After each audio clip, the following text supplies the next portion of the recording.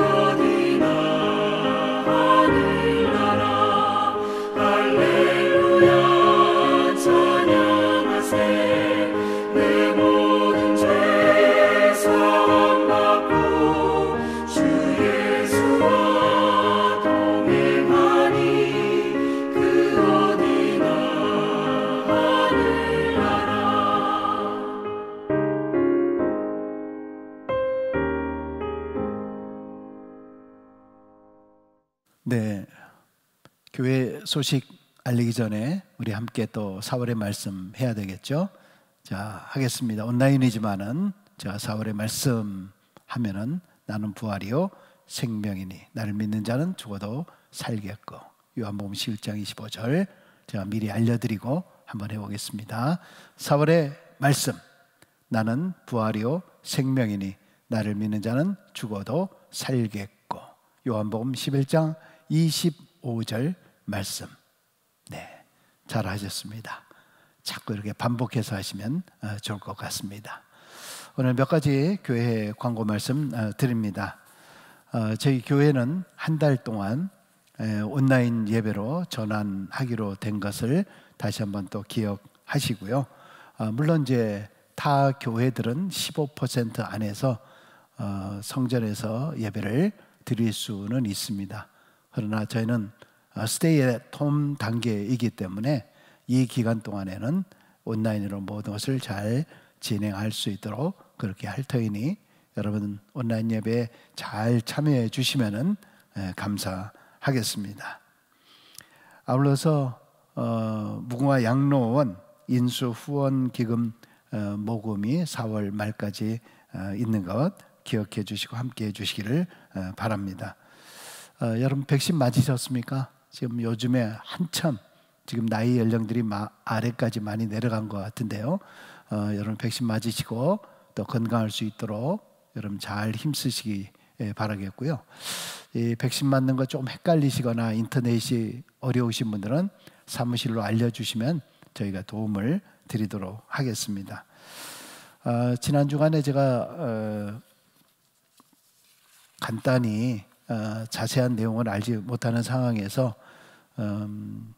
우리 고영길 목사님 코비드로 말미암아 소천하셔서 잠깐 말씀을 드렸는데 그 사이에 연락을 주셔서 좀 어떻게 도움을 할 수 있는 방법이 무엇이냐 이렇게 질문하신 분들이 좀 계십니다.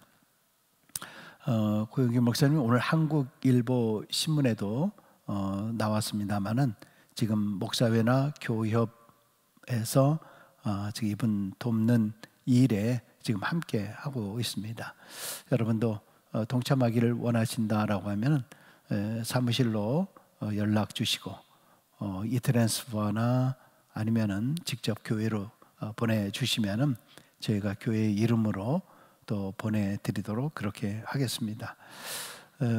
지난 한 2주 전까지만 해도 예배를 드렸다 그럽니다. 그래서 조금 몸이 안 좋았는데 아마 워낙 건장하시고 그러셔서 그런지 아마 변종 바이러스로 인해서 이렇게 급하게 소천이 된 것 같습니다. 코로나로 이렇게 되면은 장례식도 하지 못한다 그러고요. 바로 화장으로 들어갈 수밖에 없다고 합니다. 여러분 정말 이런 일들이 다른 사람의 일이 아니라 우리 가깝게 우리에게 있다라는 것을 항상 잘 또 유념을 하시고 아울러서 또 우리 교회에서는 이런 것들을 더욱더 철저히 잘 지키려고 노력하고 있다는 것을 좀 잘 기억하시면 좋을 것 같습니다.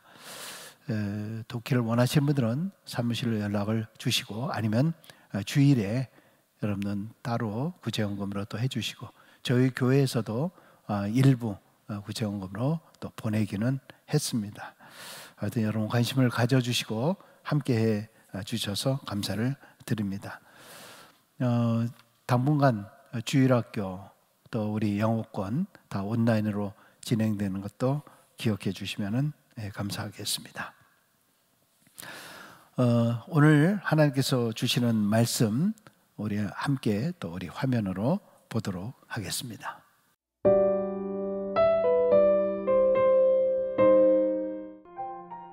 일하는 자가 그의 수고로 말미암아 무슨 이익이 있으랴?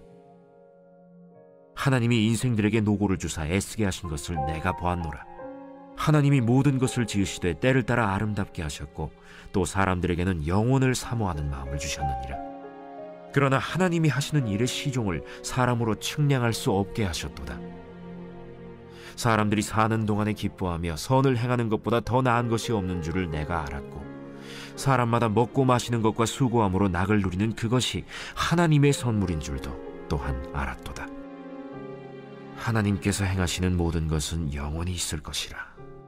그 위에 더할 수도 없고 그것에서 덜할 수도 없나니 하나님이 이같이 행하심은 사람들이 그의 앞에서 경외하게 하려 하심인 줄을 내가 알았도다. 이제 있는 것이 옛적에 있었고 장래에 있을 것도 옛적에 있었나니 하나님은 이미 지난 것을 다시 찾으시느니라.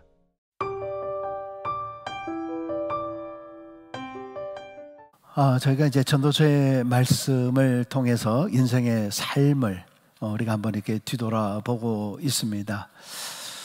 정말 코비드 시대를 맞이하다 보니까 정말 인생의 삶이 무엇인가라는 것을 계속해서 질문하지 않을 수가 없고요. 세상이 정말 한 번도 경험해 보지 못한 이 세상 속에서 정말 우리가 어떻게 살아나가야 될지 좀 갑갑할 때도 많이 있습니다. 신문에 보니까 이제 영국 같은 경우는 접종률이 상당히 높기 때문에 이제 많이 좀 해방되는 그런 그 느낌들이 있습니다. 그러나 한 나라에서만 되는 것이 아니라 전 세계가 이 모든 것들에서 해방되어야 되니까 우리가 끊임없이 더 기도가 필요하리라고 생각을 합니다. 여러분, 사람들의 생각을 보면 참 좀 단순한 것 같다라는 생각이 많이 있습니다.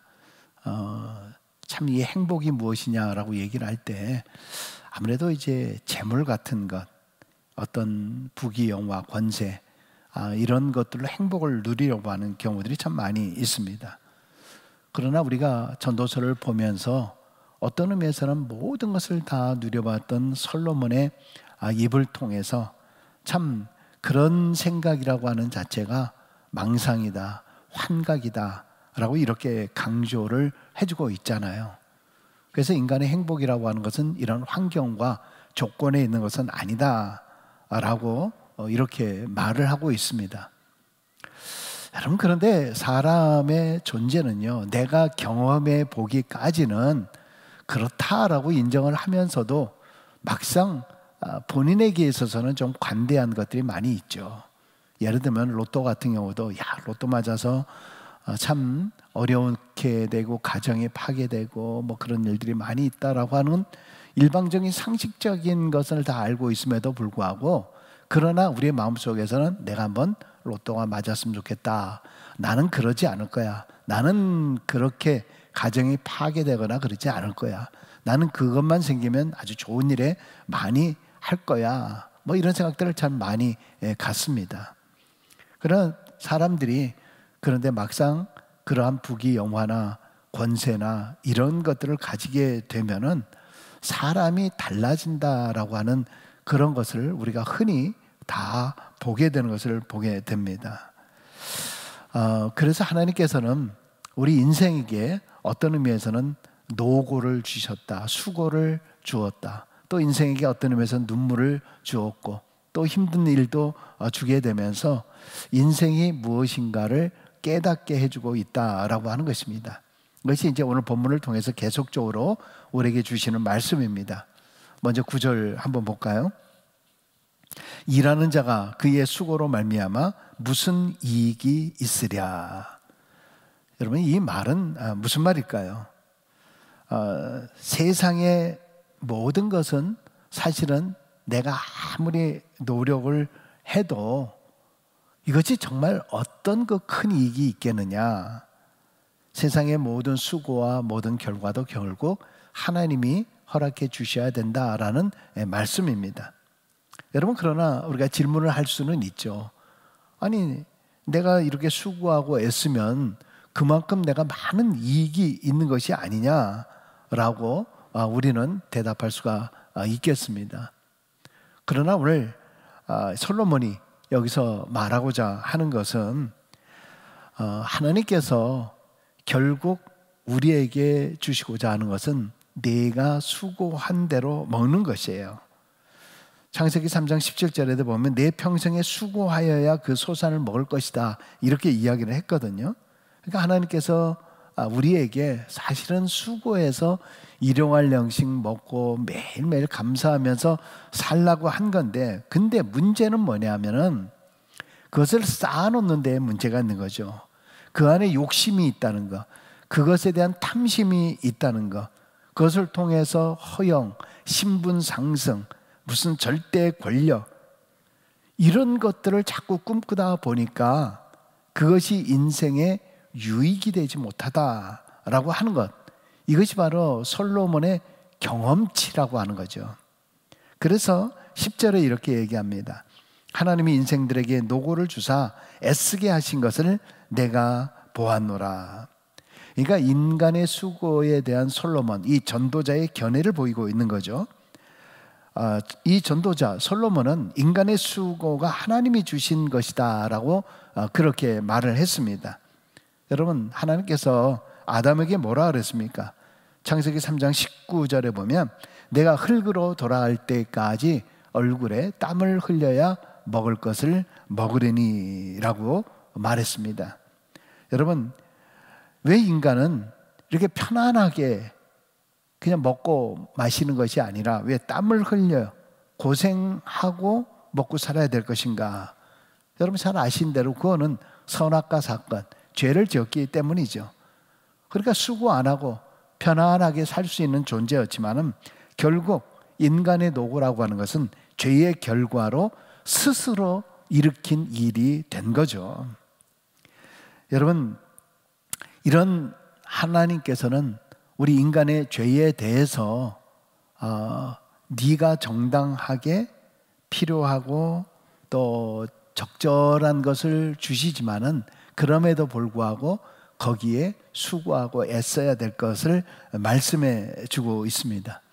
여러분, 그런데 인간이 죄를 짓고 타락한 존재가 되었기 때문에 어떤 의미에서는 지금 우리의 인간의 삶은 평안하고 그 다음에 뭐 풍족한 이 삶이라고 하는 것이 굉장히 우리의 노력의 결과라고 볼 수 있기는 있겠지만은 그 결과를 가만히 보면은 죄 짓는 일에 사용되는 일이 너무나 많다라고 하는 겁니다. 그러니까 인간에게 있어서 초심의 마음이 끝까지 가는 경우들이 참 드물다. 인간의 연약성을 여기서 보여주고 있는 거 아니겠습니까? 결국 노고가 없는 인간의 삶이라고 하는 것은 오히려 재앙이 되고 말 것이다 라고 하는 그런 이야기입니다. 제가 이제 요즘에 넷플릭스나 뭐 이런 데에 좀 이 시사 프로그램 같은 로마 제국이다라고 하는 그 프로그램을 이렇게 보면서 역사에 대한 공부도 좀 하면서 아, 이렇구나. 근데 로마 제국의 이 왕들이나 이런 사람들 보면은 참 초심들은 민중의 환심을 얻기 위해서 나름대로 열심히 하고 정말 최선을 다하고 인기를 얻으려고 하지만은 참 그 사람들이 번영을 누리게 되면서 로마의 귀족들도 마찬가지고 이 사람들이 어떻게 갑니까? 풍족해지니까 그 삶이 타락의 삶을 살게 되는 겁니다. 꼭 이어지는 것이 풍성하고 굉장히 모든 것을 다 소유하게 되고 이러면은 성적인 타락으로 가게 되는 것을 보게 됩니다. 그래서 로마 시대에는 이 목욕탕 문화가 있었다 그러잖아요. 그래서 어마어마한 그러한 시설들을 통해서 성적인 타락이 크게 달했을 뿐만 아니라 자극적인 쾌락을 위해서 여러분 심지어 콜로세움 같은 거 이런 거대한 경기장을 세워놓고 나서 검투사들 사람을 죽이는 거죠. 나중에는 기독교를 탄압했을 때는 이 믿는 사람들을 찔러 죽이고 화형에 처하고 그러니까 이런 자극적인 것을 통해서 민중이 흥분하게 만들어 놓고 그것을 또 통치의 수단으로 쓰고 있는 그런 모습을 보게 됩니다.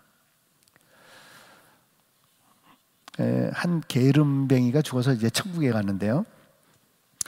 천국에 가보니까 야, 이게 너무나 아름다운 풍경이고요. 자기가 먹고 싶은 것들 그냥 다 쌓여 있는 거예요. 더구나 그것뿐만 아니라 원한다라고 하면 무엇이나 다 들어주는 비서까지, 전문 비서까지 있게 되는 거예요. 늦잠을 자도 잔소리하는 그런 마누라도 없다. 그리고 구박하는 직장 상사도 없다. 그래서 너무나 정말 여기는 너무나 행복하구나.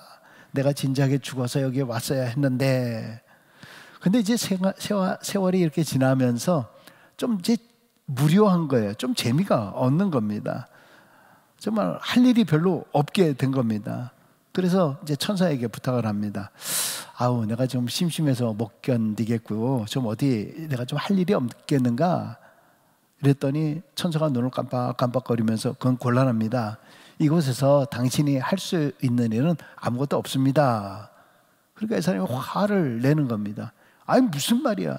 무슨 말이냐? 내가 지금 이 천국에 왔는데 천국에 뭐 이러냐 말이야. 나는 정말 답답해서 몸살이 날 지경이라고. 이럴 바에 날 차라리 지옥으로 보내달라고 막 성질을 냅니다. 그랬더니 천사가 놀란 듯이 되묻습니다. 아니 그러면 당신은 이곳이 천국인 줄 알았단 말입니까? 가끔 사람들이 그런 농담을 하죠. 목사님, 나는 별로 천국 가고 싶지 않아요. 너무 재미없을 것 같아요. 너무 심심할 것 같아요.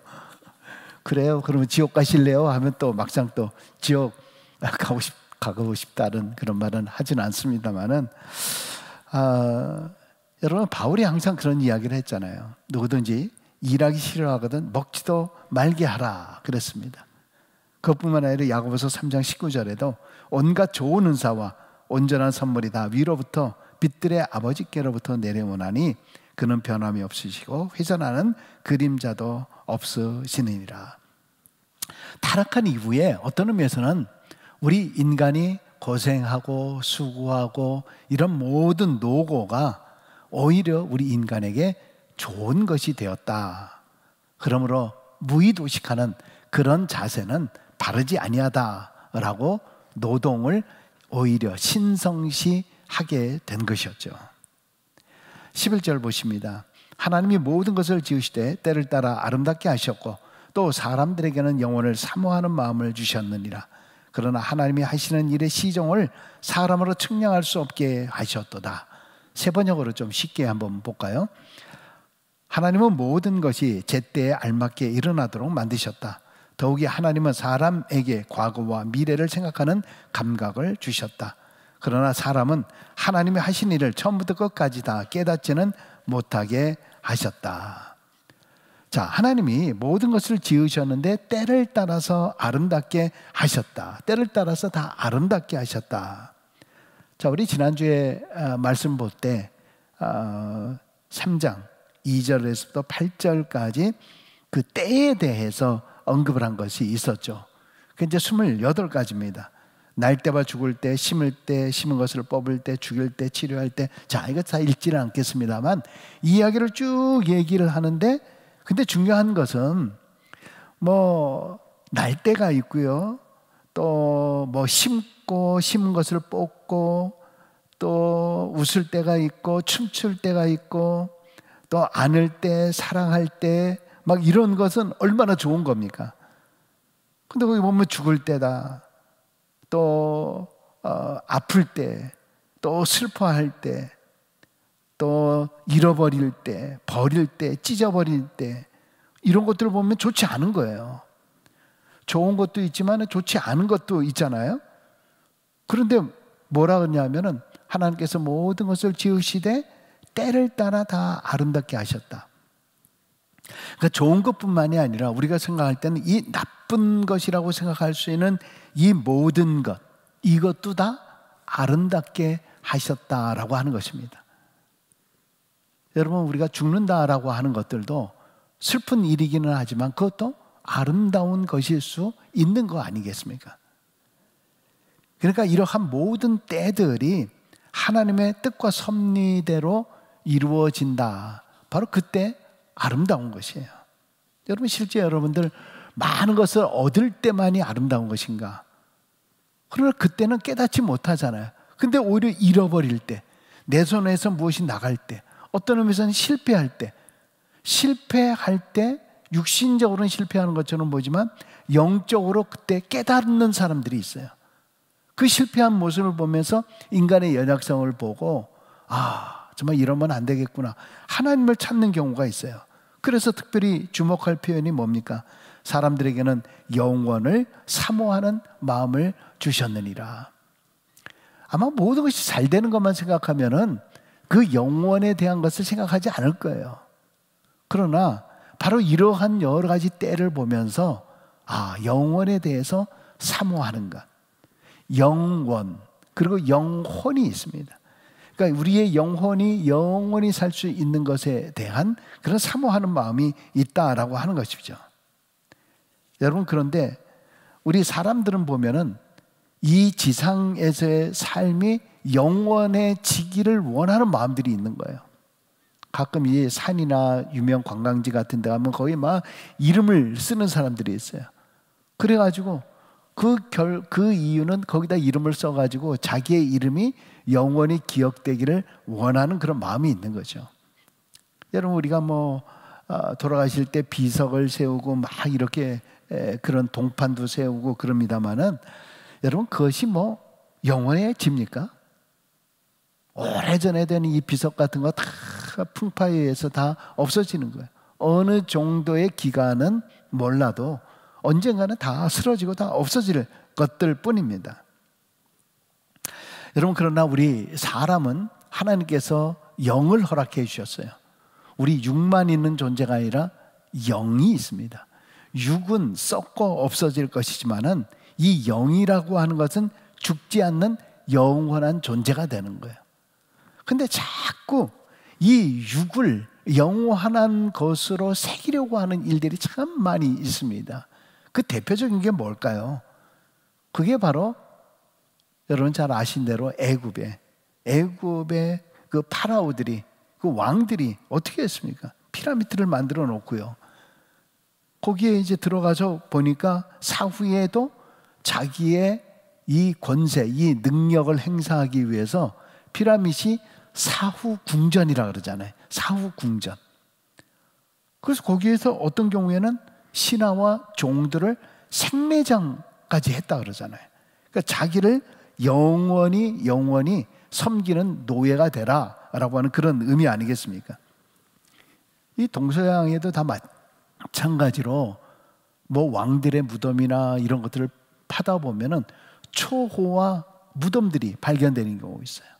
거기에는 뭐 금도 나오고 뭐 여러 가지 폐물들도 많이 나옵니다. 그것이 마치 뭐 자기가 영원히 소유할 것처럼 생각을 하는 거 아닙니까? 여러분, 그러나 그것이 영원합니까? 영원하지 않은 거잖아요. 근데도 사람들 마음에는 영원하고 싶어하는 그런 마음으로 그런 일들이 이루어진다라고 하는 것입니다. 그러나 오늘 본문을 통해서 우리에게 보여주는 말씀은 어쨌든 사람 안에는 이렇게 영원을 사모하는 마음이 있다는 겁니다. 여러분, 이것은 사람에게 누구에게나 다 영혼을 사모하는 그 종교성이 있다는 거예요. 사실 사람들 안에는 다 종교성이 있는 거예요.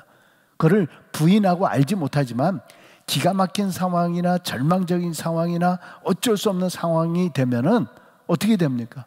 뭔가 신에게, 누구에게인가 내가 할 수 없기 때문에 좀 도움을 요청하는 막연한 대상일지는 몰라도 기도를 하는 거예요. 그게 뭡니까? 결국 영원한 대상을 향한 나의 연약성을 인정하는 그런 모습인 거죠. 여러분, 우리가 이 하나님께서 이런 것을 주시면서 하나님이 하시는 일의 시종을 사람으로 측량할 수 없게 하셨도다, 이렇게 얘기하잖아요. 그러니까 하나님이 하시는 일의 시종을 사람으로는 측량할 수 없게 하셨도다. 결국 이게 하나님과 인간 사이의 벽 아닙니까? 하나님과 인간 사이의 차별 아닙니까? 차원이 다른 거죠. 하나님의 차원과 사람의 차원이 다른 겁니다. 정말 우리 인간으로서는 하나님의 하시는 신묘막측한 것을 전혀 이해할 수 없는 거예요. 제가 언젠가도 말씀을 드렸습니다마는 정말 우리가 하나님에 대한 생각을 할 때 가끔 저는 이 개미 같은 거, 곤충 같은 거 이런 거 생각할 때가 많이 있어요. 이 개미들이 우리의 세계를, 우리 인간의 세계를 이해할 수 있을까? 얼마나 이해를 못 하겠습니까? 자기들은 하루 종일 걸어가야 되는데 저 존재는 뭐 덩큼성큼하면 그냥 가버리는 거예요. 아니, 내가 이 개미의 세계는 정말 내가 철권이라고 철권이다, 정말 대단한 존재다라고 얘기를 할 수 있는데 뭐가 갑자기 탁 와가더니 하루아침에 박살나고 죽어버리게 되는 경우들이 있어요. 개미의 세계에서 나를 정말 이해할 수 있을까? 개미가 볼 때 나를 어떻게 이해할 수 있을까? 마찬가지요. 여러분, 우리가 어떻게 내 생각과 이것을 통해서 하나님의 세계를 어떻게 이해할 수 있겠어요? 그래서 사람은 하나님이 하시는 그 시종에 대해서 측량할 수 없게 하신 거예요. 차원이 다르다는 거예요. 하나님의 세계와 우리 세계는 다르다라고 하는 것을 인정할 수 있어야 된다는 거예요. 여러분, 그런데 우리는 내가 똑똑하다고 생각하고 내가 대단하다고 생각하기 때문에 항상 질문을 합니다. 정말 이해할 수가 없어. 아니, 어떻게 그렇게 할 수가 있죠? 우리는 항상 내 관점에서, 내가 이해할 수 있는 관점에서 이해할 수 없다, 이해할 수 없다. 여러분, 우리는 당연한 존재예요. 그게 당연한 겁니다. 어떻게 다 이해가 되겠습니까? 그러니까 우리가 사는 날 동안에는 어떤 때는 정말 질문이 필요 없는 존재가 바로 우리 인간입니다. 하나님은 하나님의 뜻을 특별히 영적인 책인 성경을 통해서 하나님의 뜻을 우리에게 알려주십니다. 특별히 하나님의 뜻에 대해서 구체적으로 말씀하고 있는 구절이 뭡니까? 항상 기뻐하라, 쉬지 말고 기도하라, 범사에 감사하라. 이는 너희를 위해 하신 하나님의 뜻이다 라고 말씀하고 있지 않습니까? 분명히 하나님의 뜻이 뭐냐? 항상 기뻐하라, 쉬지 말고 기도하라, 범사에 감사하라. 바로 이것이 귀한 하나님의 뜻이에요. 그래서 오늘 본문에도 똑같은 말을 하고 있는 거예요. 12절을 보세요. 12절에 사람들이 사는 동안에 기뻐하며 선을 행하는 것보다 더 나은 것이 없는 줄을 내가 알았다. 누가 얘기하는 겁니까? 지금 솔로몬이 이야기하고 있는 거예요. 그러니까 내가 얻겠다, 뭐를 얻겠다, 수단과 방법을 해서 막 전부 다 얻어놨었는데 내가 얻는 것보다 가만히 보니까 사는 동안에 내가 기뻐하면서 그리고 선을 행하는 것, 이것이 최고더라. 그렇게 지금 고백하는 거 아닙니까? 이것은 하나님께서 우리에게 주신 하나님의 뜻이에요. 이것은 창조의 목적입니다. 그리고 인생의 목적이에요. 여러분, 내 인생의 방향이 뭐냐? 내 인생의 비전이 뭐냐? 내 인생의 모든 꿈이 뭐냐? 마찬가지예요. 우리 교회의 꿈이 뭐냐? 교회의 비전이 뭐냐? 교회의 방향이 뭐냐? 마찬가지잖아요. 인생의 목적이나 교회 방향이나 마찬가지예요. 우리 온 성도들이 신앙생활을 하면서 기뻐하는 거예요. 그리고 우리 온 성도들이 선을 행하며 사는 거예요. 그게 뭡니까? 빛과 소금의 역할을 감당하는 거 아닙니까? 예수께서 그렇게 말씀을 하신 거잖아요. 뭘 그렇게 복잡하게, 뭘 그렇게 막 눈물 지며 절망하며 실망하며 그렇게 살아가는 겁니까? 나에게 주신 일용할 양식에 감사하며 사는 것. 내가 이 일용할 양식보다 더 많은 것을 가졌다라고 하면 내가 기뻐하며 선을 행하는 일이 얼마나 중요한 일인가. 그래서 에베소 2장 10절에 바울이 이렇게 얘기합니다. 우리는 그가 만드신 바라 그리스도 예수 안에서 선한 일을 위하여 지으심을 받은 자니 이 일은 하나님이 전에 예비하사 우리로 그 가운데서 행하게 하려 하심이라. 그러니까 우리가 어떻게 지음을 받은 거예요? 우리가 지음받은 목적이 뭐냐면 선한 일을 위해서 만드셨다라고 말씀하고 있는 겁니다. 그 오스트리아 정신의학자인 그 아들러라고, 뭐 심리학이나 이런 거 배우신 분들은 아주 유명한 사람이죠.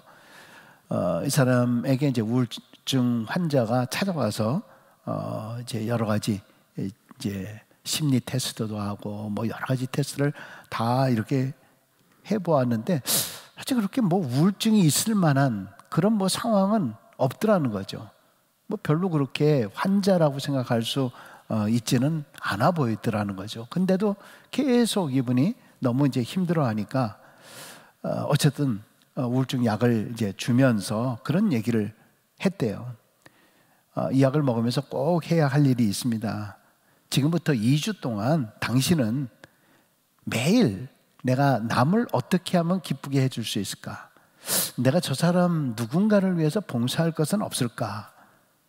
내가 남을 위해서 힘쓸 것은 없을까? 그러면은 당신이 이 약을 먹는 것보다 훨씬 빨리 치유가 될 것입니다. 그런데 이 환자가 이 의사가 지시한 대로 매일매일 생각 속에서 내가 남을 도울 수 있는 것이 무엇일까? 내가 어떤 사람에게 이렇게 해주면 기뻐할 수 있을까? 자기에 대한 생각으로 몰입했었는데 어느 날 남을 위해서 내가 이 삶을 어떻게 선을 행하며 살 것인가를 생각하다 보니까 자기 안에서 기쁨이 생기더라는 거예요. 그리고 조그만한 도움인데도 그것 때문에 기뻐하더라는 거죠. 그리고 내 삶에 이러한 우울증들이 사라지기 시작했다라고 하는 것입니다.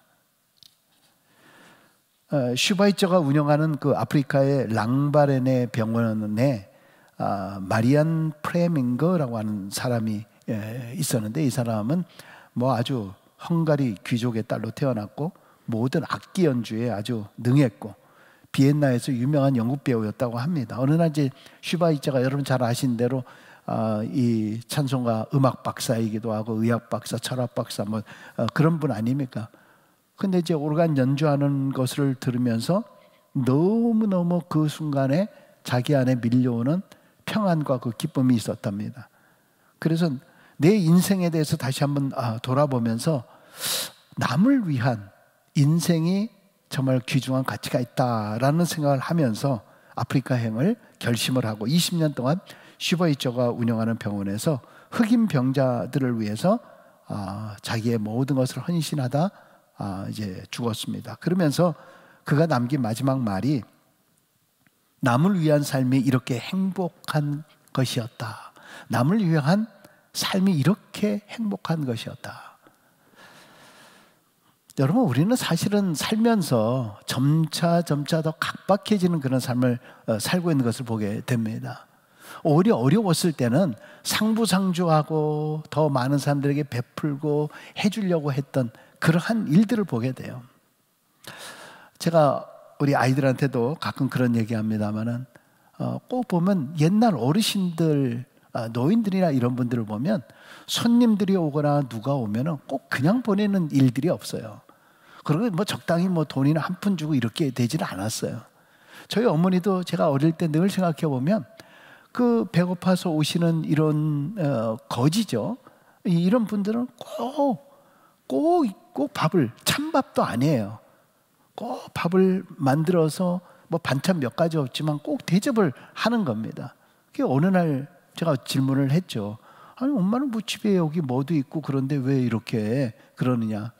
아마 이북에서 피난을 내려와서 그런가 봐요. 형제들이 다 내려오지 못하고 그러니까 늘 그런 마음이 계셨던 것 같아요. 그러니까 거지라고 생각하는 이 분을 한 번도 근데 그분이 한 몇 달에 한 번씩 이렇게 오시는데 그냥 내보내 적이 한 번도 없어요. 꼭 뭔가를 베푸시고 뭔가 하려고 했던 거. 근데 그런 모습들이 이 어르신들을 보면은 그런 마음들이 다 있으시더라고요. 뭘 조금이라도 나눠주려고 하고 뭐 조금이라도 어떤 거 주려고 하고. 저 교회도 뭐 지난번 어떤 분 보니까 씨앗 같은 거 이렇게 가져오셔서 교회에 와서 필요한 분이 있으면 주라고 이렇게 나눠주시는 분들이 계시더라고요. 이런 마음들이 참 많으신데 가면 갈수록 내가 왜 이렇게 바쁜가, 왜 바쁜지도 모르고요. 얼마나 이기주의적 삶을 사는지 몰라요. 나밖에 몰라요. 그리고 하는 말이 뭐냐면 나 혼자 살기에도 너무 벅찬 우리 삶이다. 여러분, 사실 이민자의 삶이 그렇지 않습니까? 나 혼자 이 세상에서 정말 꼿꼿이 세워져 나가는 그 삶이, 이민자의 삶이 얼마나 힘듭니까? 참 어려워요. 그러니까 남 생각할 여유가 없어요. 그러다 보니까 자꾸 우리의 마음이 어떤 의미에서는 더 삭막해져 가는 느낌을 가질 때가 참 많이 있습니다. 디모데전서 6장 18절에서 19절까지 보니까요, 선한 일을 행하고 선한 사업을 많이 하고 나누어 주기를 좋아하며 너그러운 자가 되게 하라. 이것이 장래에 자기를 위하여 좋은 터를 쌓아 참된 생명을 취하는 것이니라. 아멘. 장래에, 장차 우리가 하나님 앞에 설 때에 자기를 위하여 좋은 터를 쌓아, 저 천국에 하나님께서 우리에게 예비하신 그러한 장소가 있는 거죠. 바로 내가 이 땅에서 선을 행하고 선한 사업을 많이 하고 나누어지기를 좋아하고 너그러운 자가 되라. 인색한 자가 되지 말라는 거예요. 우리 크리스찬들은 제발 좀 인색한 자가 되지 말라는 거예요. 좀 너그러운 자가 되라. 많이 베푸는 자가 되라. 손을 펴라 라고 말씀을 하고 있지 않습니까? 우리가 살아가는 동안에 내가 얼마나 얻었느냐라고 하는 것이 중요한 것이 아니라 얼마나 손을 펴서 베풀었냐라고 하는 것이 더 중요한 것이고, 그것을 통해서 우리를 평가해 주시겠다는 겁니다. 13절 보십시오. 사람마다 먹고 마시는 것과 수고함으로 낙을 누리는 것이 그것이 하나님의 선물인 줄을 또한 알았도다. 그래요. 우리가 그냥 먹고 마신다는 이 자체만으로, 그리고 내가 지금 땀 흘려서 수고한다는 그 자체만으로도 하나님의 선물이라는 거예요. 여러분, 지금 뭐 먹고 마시는 것을 우습게 생각할 수 있지만 먹고 싶어도 먹지 못하는 경우가 얼마나 많습니까? 내가 땀 흘리고 싶지만은 내가 도저히 땀 흘릴 수 없는 상황에 있는 분들도 얼마나 많이 있습니까? 가만히 보면 지금 이 순간에 내가 땀 흘린다는 그 자체에도 하나님이 내가 움직일 수 있도록 해주시고, 이것이 정말 하나님의 선물이구나.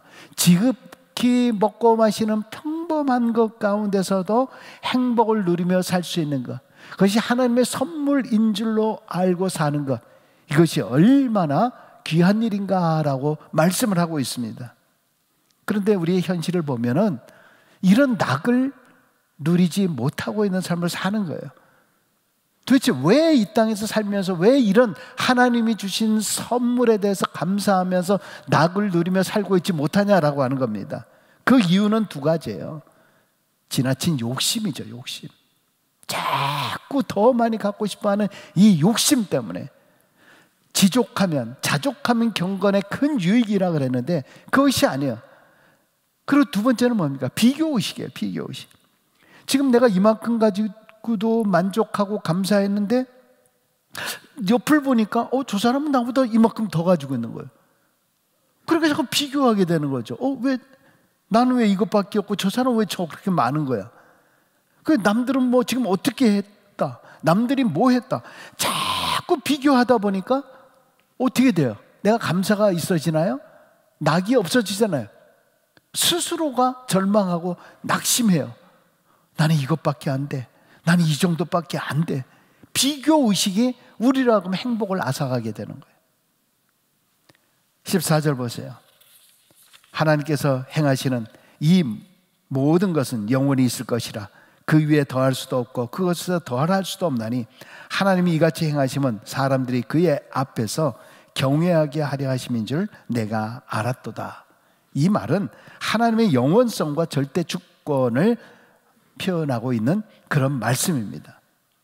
하나님께서 행하시는 절대적인 주권. 여러분, 이 이야기는요, 자꾸 하나님 앞에서 불공평을 이야기하지 말라는 거예요. 하나님께서 각자 인간에게 주신 수고의 분복들이 다 있게 되는 거예요. 그것을 분기시다 또는 분복이다 이렇게 이야기를 합니다. 내가 이 땅에서 살면서 먹고 마시며 수고하는 그 자체만으로도 우리에게 주신 대단한 선물이라고 하는 거예요. 그러면 그거보다 훨씬 많이 가진 사람은 하나님의 선물이 많이 준 것이네요. 여러분, 그렇지 않다는 거예요. 오히려 그런 것들을 위해서 수고와 고통 가운데 있는 사람들이 많이 있어요.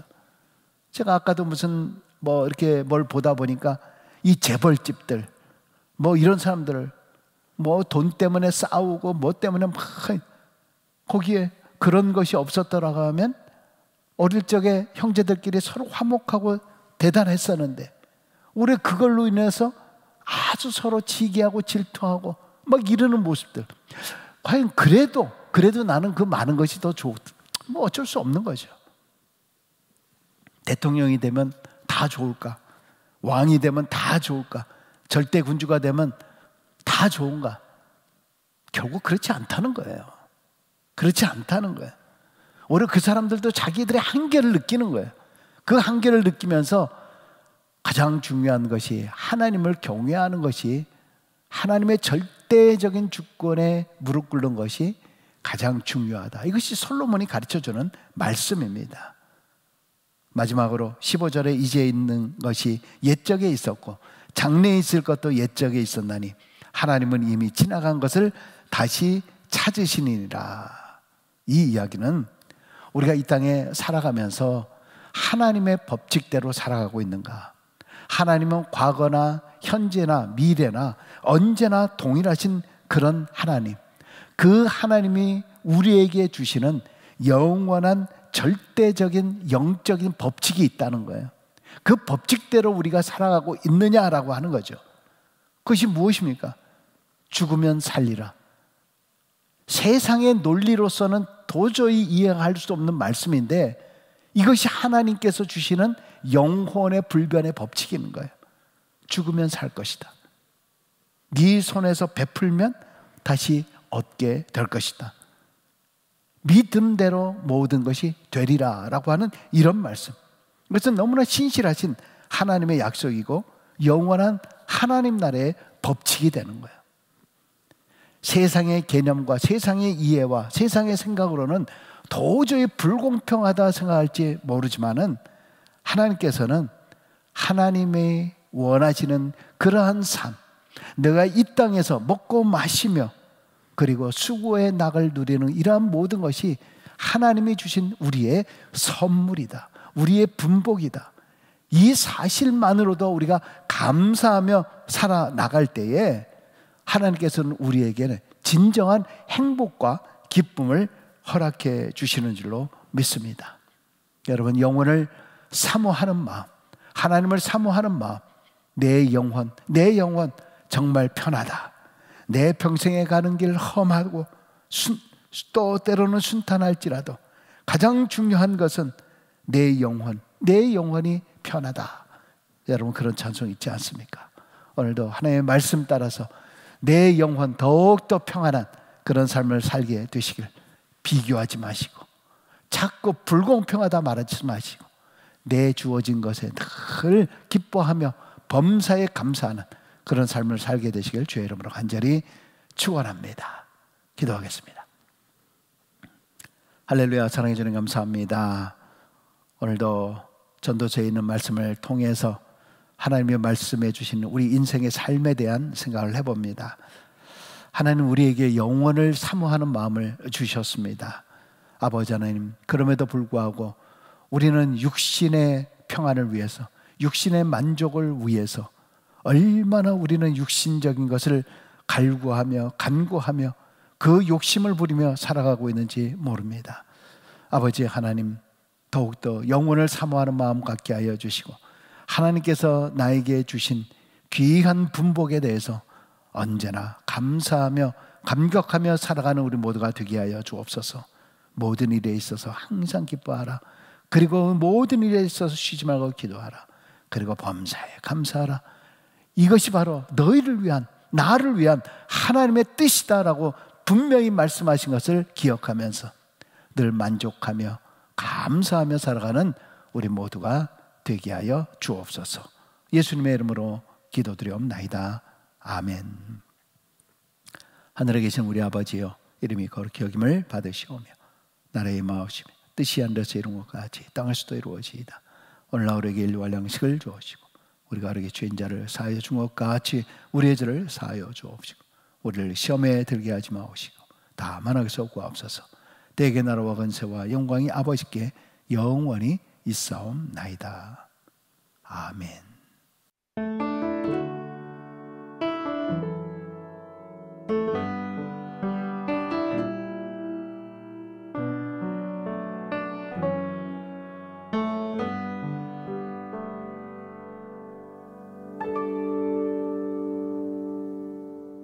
나 승리의 노래 부르리. 주님 부르신 그날에 온 힘 다해 주를 섬겼노라고 선한 싸움 다 싸우고 믿음 지켰노라고. 나 승리의 노래 부르리. 주님 부르신 그날에 주께 받은 달란트 주께 보이며 최선을 다했노라고. 달려갈 그 길 다 마치고 믿음을 지킨 자에게 주 오심을 사모하는 자에게 승리의 노래 부를 그날 오리라. 그때 주님 착하고 충성된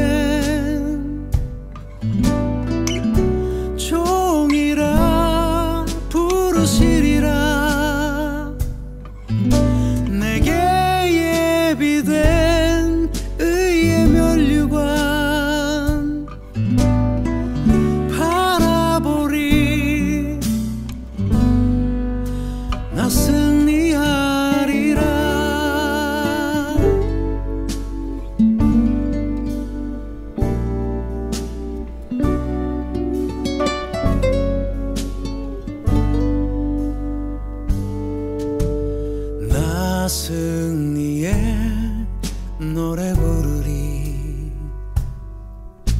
주님 부르실 그날에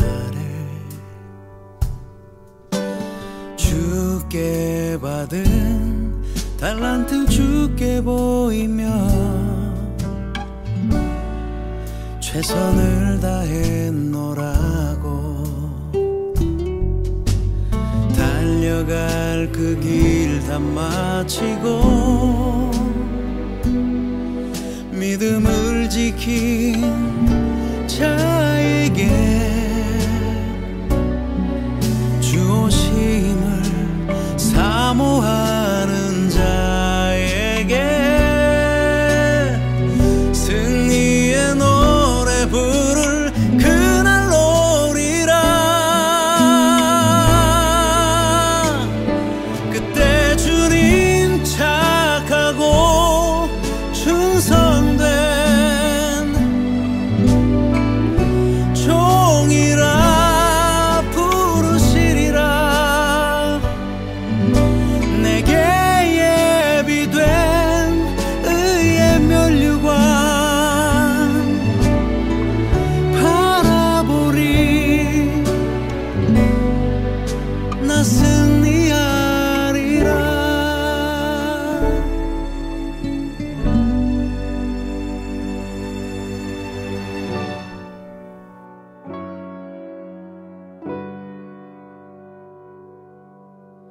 나 승리의 노래 부르